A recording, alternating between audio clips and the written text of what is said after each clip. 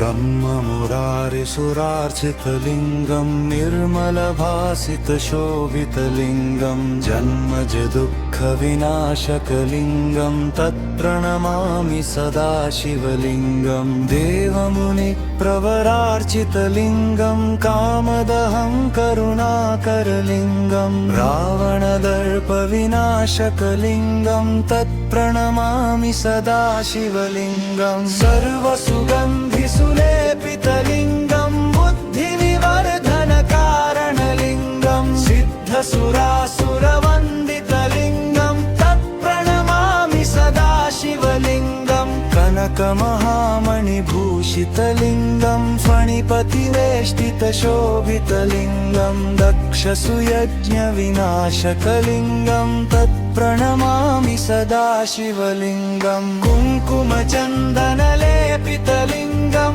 पङ्कजहारसुशोभितलिङ्गं सञ्चितपापविनाशकलिङ्गं तत्प्रणमामि सदा शिवलिङ्गं देवगणार्चितसेवितलिङ्गं भावैर्भक्तिभिरेव च लिङ्गं दिनकरकोटिप्रभाकरलिङ्गं तत्प्रणमामि सदा शिवलिङ्गम्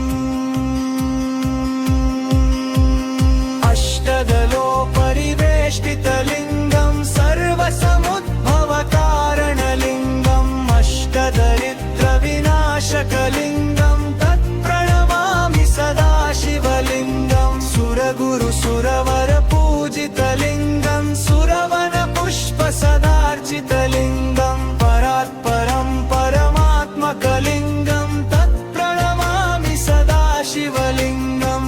लिङ्गाष्टकमिदं पुण्यं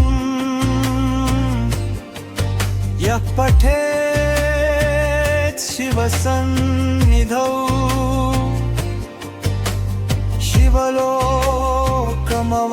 शिवलोकमवाप्नोति